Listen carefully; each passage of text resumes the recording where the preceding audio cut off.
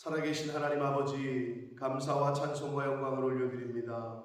오늘도 저희들의 생명을 연장시켜 주시고 복된 한날을 허락하시고 하루를 시작하며 아버지의 집에 주님의 몸된 교회에 이 은혜의 보좌 앞으로 저희를 불러주셔서 이끌어주시고 인도하셔서 하나님을 찬송하고 기도하며 말씀을 듣는 자리에 저희들을 있게 하시니 아버지 감사합니다. 하나님의 은혜인 줄 믿습니다. 아버지, 내가 잘나서 오늘 하루를 더 사는 게 아님을 인정한다면 하나님 앞에 겸손한 하루를 살게 하시고 교만하지 말게 하시고 하나님의 말씀대로 하나님을 사랑하고 이웃을 사랑하는 삶을 오늘 하루만이라도 살 수 있는 저희들 되어지도록 아버지, 하나님이 오늘 부르신다면 안 갈 자 없고 하나님이 이 세상을 떠나게 하신다면 거부할 자 없으니 아버지, 오늘 하루를 살아갈 때 그러한 마음으로 겸손하게 겸허하게 주님 말씀대로 순종하며 사는 저희들 될 수 있도록 성령 하나님 함께 하시고 인도해 주옵소서. 아버지, 저희가 마음에 결심하고 결단 하나 연약하여 그 결심한 대로 살지 못할 때가 있어 부족한 저희들 용서하시고 때마다 시마다 깨닫게 하셔서 선한 결심을 품은 그대로 행하도록 주여 도와주옵소서. 이 시간 말씀을 듣겠사오니 성령 하나님, 저희들의 입술과 온 영과 마음을 눈과 귀를 주장해 주실 줄 믿사옵고 예수 그리스도 이름으로 축복하며 기도 올리옵나이다. 아멘. 금식에 관한 이야기입니다. 금식. 여러분께서 마지막으로 금식하신 지가 언제인지 모르겠는데 뜻을 정하고 마음을 정하고 또 어려서 또는 신앙생활 하시면서 배운 대로 금식을 하신 지가 언제인지 모르겠어요. 그리고 그 금식을 왜 하셨는지 모르겠어요. 그거를 상기하시면서 오늘 스가랴 선지자를 통해서 하나님이 주시는 금식에 대한 교훈, 그리고 당시의 이스라엘 백성들이 왜 이런 질문을 하고 우리가 전에 행하던 대로 5월 중에 울며 근신하리이까? 라고 얘기했단 말이에요. 전에 행하던 대로 금식하는 절기가 있단 말이에요. 5월 7일은 예루살렘의 멸망, 7월 10일은 대속죄일, 이렇게 큰 절기 때마다 하던 게 있단 말이에요. 그거를 베델에 사는 사람들이 물어요. 사레셀, 레겜멜렉과 그의 부하들을 보내어 여호와께 은혜를 구하고 선지자들과 제사장들에게 물어 이르되 내가 여기 1인칭 나라고 했으나 베델 공동체 전체를 의미합니다. 여러 해 동안 행한 대로 5월 중에 울며 근신하리이까? 라고 물어요. 자, 그러자 만군의 여호와의 말씀이 스가랴에게 임하여 이르시되 온 땅의 백성과 제사장들에게 이르라. 그러니까 백성뿐만 아니라 제사장들에게까지 포함이 된 거죠. 너희가 70년 동안 5째 달과 7째 달에 금식하고 애통하였거니와. 자, 5월은 예루살렘이 멸망한 달, 7월은 대속죄일이 있는 날. 그렇게 이제 70년 동안 그렇게 했다는 거예요. 예. 경술국치, 나라 빼앗긴 날. 요즘 젊은이들은 관심도 없죠. 그게 뭔지도 모르고 나라가 빼앗겼었는지 관심도 없고. 예. 그래서 역사를 모르면 대비를 못하는 거예요. 우리나라가 전쟁이 있었어. 이런 전쟁 이전에 우리도 전쟁 이후의 세대잖아요. 그럼에도 불구하고 우리는 좀 기억 속에 남아있는 이유는 교육을 받아서 그런 거예요. 근데 요즘은 가르치지도 않아요. 우리의 소원은 통일? 그렇지 않아요. 우리의 소원은 그냥 잘 먹고 잘 사는 거예요. 즉 가르치지도 않아요. 이제는 우리의 소원은 통일 노래 민주야 불러본 적 있어? 네. 불러본 적 있어 너는? 네가 좀 나이가 있구나. 근데 요즘 아마 학교에서 안 부를 걸. 고등학교에서 부르니 그런 거? 학교에서는 아예 안 부를 거예요. 어서 딴 데서 들어보겠지. 우리의 소원은 통일, 꿈에도 소원은 통일. 통일이여 오라. 이 노래를 학교에서 과연 부를까 하는 제가 퀘스천이 있는데 교육을 안 한다는 거예요. 가르치질 않아요. 자, 그런데 70년 동안 5째 딸과 7째 딸에 금식하고 애통했다고 말씀을 하셔요. 근데 이렇게 말씀을 하셔요. 그 금식이 나를 위하여 한 것이다. 여기 콤마 이렇게 했는데 히브리어 원문에도 나를 위하여가 2번을 강조하셔요. 너 진짜 나를 위하여 한 거야? 이 말씀을 하나님이 묻고 있는 거예요. 너희들이 한 금식이 정말 나를 위한 거였냐? 제가 서두에 말씀드렸어요. 여러분이 마지막 금식을 하신 게 언제인지 모르겠어요. 그리고 만약에 금식을 하셨다면 그 금식을 왜 하셨는지 한번 기억해 보세요. 하나님의 나라와 영광을 위하여, 영혼 구원을 위하여 울며 애통하며 한 금식이냐? 아니면 누가 아프거나 뭐가 문제가 해결돼야 되거나 거기에만 머무르시면 안 된다고 그랬어요. 최소한 이 새벽 예배에 나오는 성도들은 이 모든 것을 더해 주시는 복을 받고 싶으시면 하나님의 말씀대로 너희는 먼저 그의 나라와 그의 의를 구할 때 이 모든 것을 더해 주시는 복을 받게 될 줄 믿습니다.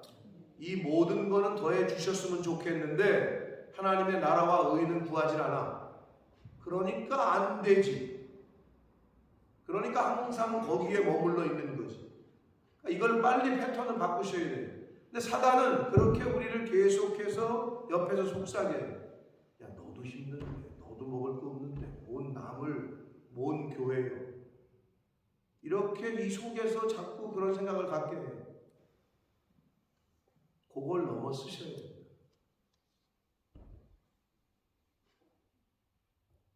그게 안 넘어가면 그냥 말 그대로 아둥바둥 하는 인생으로 살다가 끝나요. 빨리 전환하셔야 돼요.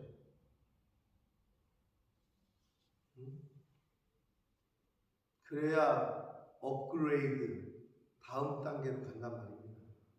그래요. 묻습니다. 하나님이 너 나를 위해서 한 거냐? 라고 물으시죠. 너희가 먹고 마실 때 그것은 너희를 위하여 먹고 너희를 위하여 마신 것이 아니냐? 라고 하나님이 대놓고 말씀하시죠. 예루살렘과 사면 성읍에 백성이 평온히 거주하며 예루살렘 멸망 이전을 얘기하시는 거예요. 남방과 평원에 사람이 거주할 때에 집 들짐승들의 주거지가 되기 이전에 예루살렘 멸망 이전을 얘기하는 거예요. 여호와가 옛 선지자를 통하여 외친 말씀이 있지 아니하냐 하시니 여기서 돌발 퀴즈. 임진왜란 이전에 10만 대군 양병설을 주장했던 학자가 누구죠? 이성계. 네? 이성계. 네? 이성계 아니에요? 이성계? 태조 이성계는 네, 좀 시간이 안 맞는 것 같고요. 잠깐. 네, 그죠? 저도 사실 헷갈려서 물어본 건데 저는 율곡 이희 선생이라고 생각을 지금 제 기억에는 아시는 분 나중에 이제 네이버에 물어보시면 되는데 그때 10만 양병설 이거 대비해야 된다. 우리 10만 대군을 준비해야 된다. 콧방귀도 않겠단 말이야. 많은 조정에서 뭐 이렇게 평온한데 무슨 10만 대군을 양성하냐. 그대로 조금 있다가 임진왜란 터졌잖아요. 비슷해. 여기 뭐라 그러세요? 여호와가 옛 선지자들을 통하여 외친 말씀. 그게 뭐야? 회개해라, 돌아와라, 그만 그쳐라, 말씀에 순종해라. 그렇게 알려주셨는데 너네가 듣지 않았지 않냐? 그 말씀을 하십니다. 그래서 1절부터 요 7절까지에서는 금식에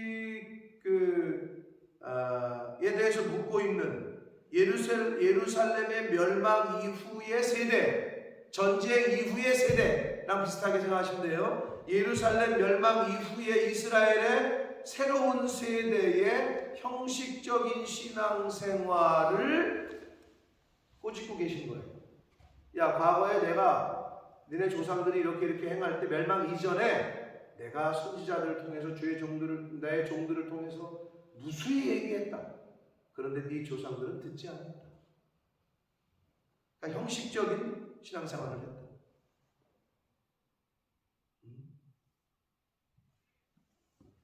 그러시면서 8절부터 이제 마지막 14절 후반부 단락에서는 어떻게 해야 되는지, 그 전쟁 이후, 그러니까 그 멸망 이후에 세대들에게 이 당시의 스가랴 선지자를 통해서 포로에서 이제 돌아온 그 세대들에게 하시는 말씀이 8절, 여호와의 말씀이 스가랴에게 임하여 이르시되 만군의 여호와가 이같이 말하여 이르시기를 너희는 신실한 재판을 행하며 서로 인애와 긍휼을 베풀며, 계속합니다. 10절, 과부와 고아와 나그네와 궁핍한 자를 압제하지 말며 서로 해하려고 마음에 도모하지 말라 하였으나, 11절, 그들이 듣기를 싫어하여 등을 돌리며 듣지 아니하려고 귀를 막으며. 스데반 집사님 돌로 쳐 죽일 때 예수님이 그렇게 천국 복음을 전하실 때 듣지 아니하고 등 돌리고 예수님을 십자가에 못 박은 것처럼 고아와 과부와 나그네와 궁핍한 자를 돌보라는 하나님의 말씀에 등을 돌리고 듣기를 싫어하고 귀를 막으며 그 마음을 금강석 같게 하여, 표현이 아주 한마디로 다이아몬드는 깨지지 않는다, 뭐 절대 영원, 뭐 이런 의미가 있지 않습니까? 금강석 비슷한 얘기예요. 아주 단단하게 마음을 돌이키지 않아. 아무리 얘기를 해도 듣지를 않아. 얼마나 안타깝습니까? 아주 돌덩이처럼, 다이아몬드처럼 그 마음을 딱딱하게 해서 율법과 만군의 여호와가 그의 영으로 옛 선지자들을 통하여 전한 말씀을 듣지 아니하므로 큰 진노가 만군의 여호와께로부터 나왔다 라고, 포로 생활 이후, 즉 멸망 이후에 예루살렘에 돌아온 백성들에게, 선민들에게 지금 말씀을 하십니다. 오늘날 전쟁 이후를, 오늘날 나라 빼앗긴 이후 세대인 우리들에게 하시는 말씀이라고 보시면 되죠. 비슷한 말씀이죠. 계속 갑니다. 13절, 내가 불러도 그들이 듣지 아니한 것처럼. 하나님이 계속 불렀다는 거죠. 초청하고 듣지 아니했다는 거예요. 그들이 불러도 내가 듣지 아니하리라. 만군의 여호와가 말해요. 여러분, 권면을 계속하고 얘기를 해주는데도 안 듣잖아요. 그러면 정작 그 사람도 나의 필요가 있을 때 불러도 듣지 않는 거예요. 그럼 그때 가서 왜 이러세요? 이 말이 똑같은 거예요. 내가 불렀을 때 네가 안 들었지. 나도 네가 불러도 이제 듣지 않겠다 라고 얘기하십니다. 그래서 여러분, 이걸 적용하면 어떻게 되느냐? 왜 내가 불러도, 하나님께 기도를 해도 왜 응답이 안 되지? 첫 번째 이유는, 그러니까 그 기도가 응답되기 위한 첫 번째 선결 조건은 하나님의 말씀을 잘 듣고 순종하는 거예요. 왜 뭐라 그랬어? 내가 불러도 네가 듣지 아니하는 것처럼 네가 이제 나를 불러도 내가 듣지 않겠다 라고 말씀하셔요. 그럼 왜 내 기도에 응답을 안 하시지? 하나님의 말씀을 잘 듣지도 않고 순종도 안 하니까. 그 당연한 거죠. 근데 여러분 이거는 성경에서만 하는 말씀이 아니고 인간관계에서도 똑같아요. 내가 계속 전화를 하고 얘기를 하고 했는데도 안 들어. 저쪽에서 필요가 있어가지고 연락 와도 안 듣게 되는 거죠. 당연히. 세상에선 더하죠. 직장생활 더하죠. 근데 교회에서는 나는 아무렇게나 해도 되고 상대방은 내 말 무조건 들어야 돼? 어느까지는 참고 인내를 해요. 근데 그 시기가 지나잖아요. 지금 하나님도 뭐라고 그러셨어요?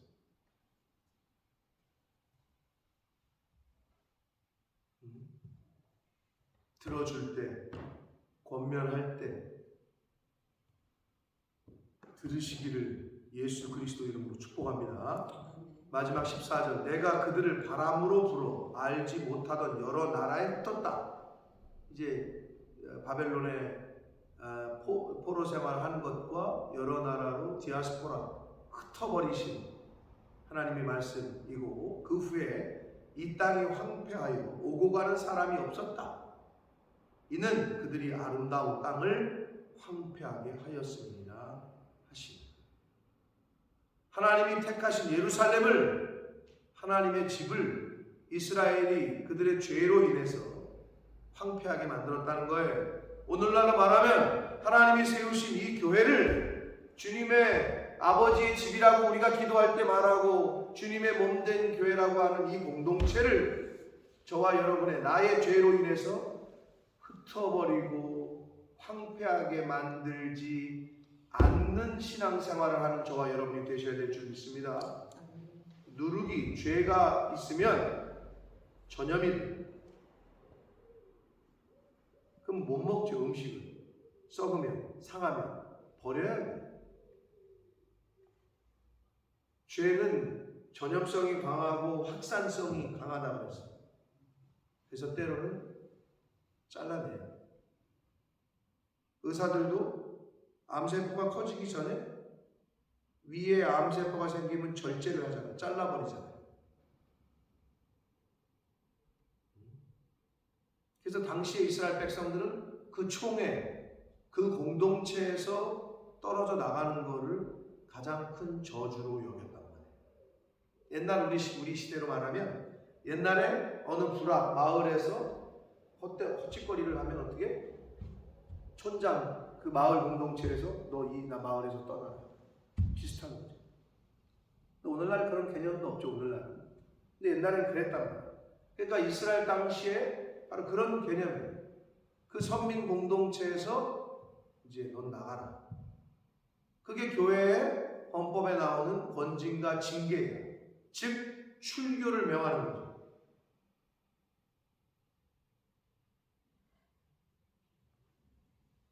아름다운 땅을 황폐하게 했다. 저와 여러분의 이 땅에서의 신앙생활이 주님의 몸된 교회를, 성도들의 공동체를 아름답게 하고 지키고 이어가게끔 해야지, 나로 인해서 거기가 오염이 되고 그 공동체가 깨지고 분열이 일어나고, 절대로 그렇게 해서는 안 돼요.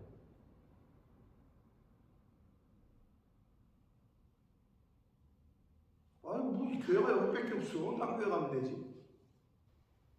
절대로 그렇게 하시면, 아니 우리 교회는 꼭 있으라 이런 얘기는 아니에요. 제 얘기는 하나님께서 그거를 좋게 여기지 않으세요. 하나님께서. 근데 이스라엘 백성은 그렇게 만들어 버렸네. 그러니까 하나님께서 70년 포로 생활이라는 채찍을 드셨던 거예요. 그러므로 오늘날 저와 여러분이 이 땅에서 영국이라는 본머스 땅에서 이 교회를 섬기잖아요. 잘 들으시고 순종하시면 다른 거 없어요. 신앙생활은 성경은 우리 조효 선교사님께서 주일날 너무 귀한 말씀을 하셨는데 비유가 정확했죠. 많은 전 세계의 석학들이 모여서 이 코로나 바이러스를 어떻게 예방할 거냐 연구해가지고 얻은 결론이 뭐였다고요? 20초 동안 손을 깨끗이 씻어라. 기본 중에 기본이죠. 진리는 단순한 거예요. 어려울 거 없어요. 왜 나는 복을 못 받지? 왜 나는 요셉처럼 우리 자식 새끼들은 왜 다니엘처럼 안 되지? 가장 기본 하나님 잘 쓰는 하나님 말씀에 순종하고 내 생각대로 신앙생활하지 말고 나는 죽고 죽은 사람이 무슨 생각을 해? 내가 죽었는데 죽지 않았기 때문에 그런 생각들이 자꾸 불쑥불쑥 나오는 거예요. 사랑하는 성도 여러분, 저는 정말 여러분의 가정에 여러분의 가문이 하나님께서 정말 이 시대에 이 같은 믿음을 보겠느냐 하시는 가정이 되기를 축복합니다. 그리고 여러분의 가정이 진짜 부부가 서로 애틋하고 서로 사랑하고 자식들이 엄마 아버지를 갖다 부모들이 또 자식을 갖다가 애였을 때 얘기죠. 신혼이요? 3개월이면 무슨 요즘은 뭐 젊은이들이 그래 신혼이 무슨 3년을 가냐고 요즘은 3개월이라고 그러는데 뭐 요즘은 더 짧아졌는지 모르겠어요. 신혼여행 갔다 오면 그걸로 끝나는 건지 모르겠는데 그건 세상에서나 하는 얘기고 시간이 갈수록 10년, 20년, 30년, 40년, 50년 부모와 자식 간에 그리고 형제지간에 LG라는 기업을 제가 굉장히 좋아하는데 역사적으로 이렇게 올라가면요 여러 가지 정보들이 있는데 보편적으로 역사적으로 올라가면 삼성은 약간 친일 쪽에 가까웠고 이 뿌리가 LG 쪽은 이쪽에 가까워 반대편에 그래서 LG는 독립운동가들이나 이 여러 가지 사회공헌 사업을 제가 볼 때 이쪽보다 더 잘하거든요. 여러분이 관심이 있는지 모르겠는데 근데 그 구본모 회장 돌아가시고 나서 지금 LG의 자녀들이 서로 소송 걸고 상속 분쟁이 있다는 건 뭐 여러분 바쁘게 사신다고 관심 없으실 텐데 저는 그런 뉴스를 보면서 좀 안타까웠어요. 아버지가 돌아가신 아버지 그 회장이 얼마나 마음이 아플까. 자식들이 그걸 서로 소송을 걸기 시작했어요. 형제지간에. 여러분의 자녀들이 그런다고 생각해요. 형제지간에 소송을 걸고 싸우고 있다고 지금. 참 마음이 안 좋더라고 저는.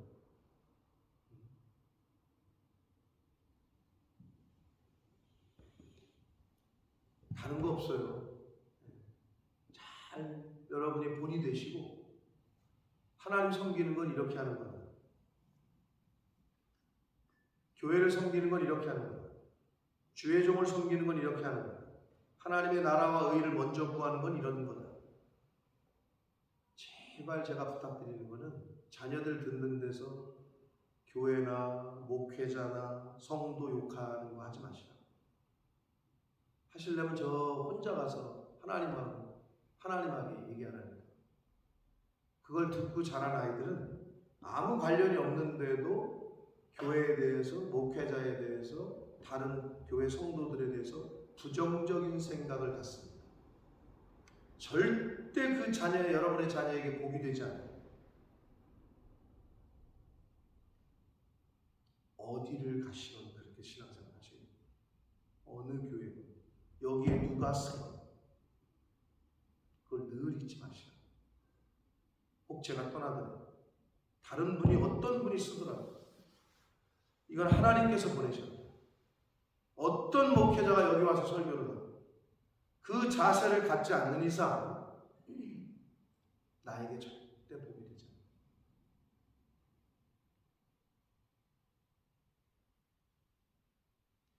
않아요. 대사가 많이 바뀌잖아요. 여기 주영 한국 대사는 뭐 임명직이고 대통령이 가라가는 거고 너 다시 와. 그럼 와야 되는 게 대사잖아요. 그게 대사예요. 그래서 2년, 3년 또는 뭐 길으면 진짜 길으면 3년이고요. 어찌하면 2년마다 바뀌어요. 대사가. 그럼 그 직원들이 자기가 좋아하는 대사가 간다 그래서 다른 대사가 왔다 그래서 아이 진짜 못해 먹겠는데 그러는 직원이 있어요? 절대 없어요. 대통령이 임명해가지고 왔는데 그 대사한테 충성을 하지. 난 전에 모시던 대사 난 진짜 이거 사표 던지고 나가?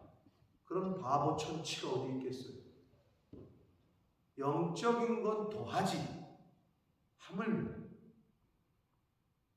여러분 늘 그걸 잊지 마시고. 자기가 마음에 드는 목회자를 맨 앞에 가서 앉고 마음에 안 들어? 맨 뒤에 가서 앉고 그런 어린아이와 같은 신앙생활 이제 그만하시고 하나님을 바라보고 신앙생활 하시기를 예수 그리스도의 이름으로 축복합니다. 어디를 가시고 어디에 이 자세를 갖지 않으면 내 자녀들 또한 똑같아. 여러분 자식들 잘 되길 바라잖아요.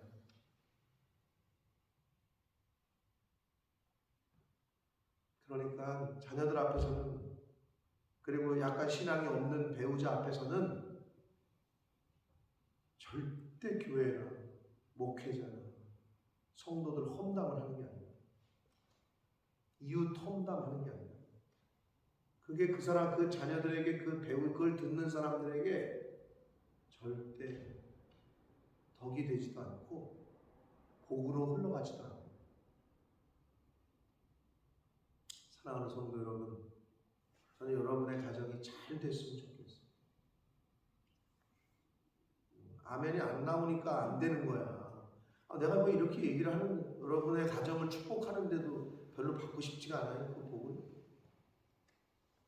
저는 여러분의 자녀들이 정말 이 시대에 잘 되기를 축복합니다.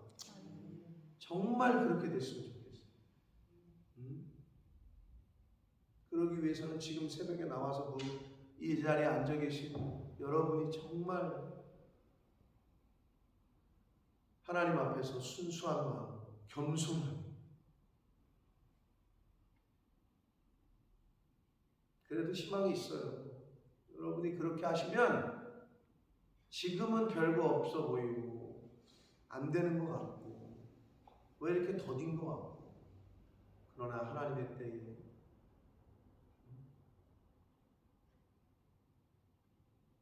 여러분의 그 기도와 이게 쌓이면 하나님의 때에 하나님이 정하신 그 타이밍에 그게 다 자녀들에게 흘러가게 될 줄 믿습니다. 여러분 진짜 하나님을 믿으신다면 이 말씀을 믿으신다면 한번 이 믿는 그대로 해보시고 아주 단순하게 복잡하게 생각하지 마시고 그러면 하나님이 책임지십니다. 김경희 목사님 걱정하지 마시고 하나님이 곧 손주 손녀를 보게 하실 거예요. 아멘. 그 믿음으로 그게 제일 큰 기도 아닐까요? 그렇게 될 줄 믿습니다. 믿어요? 그 믿는 그대로 되는 거예요.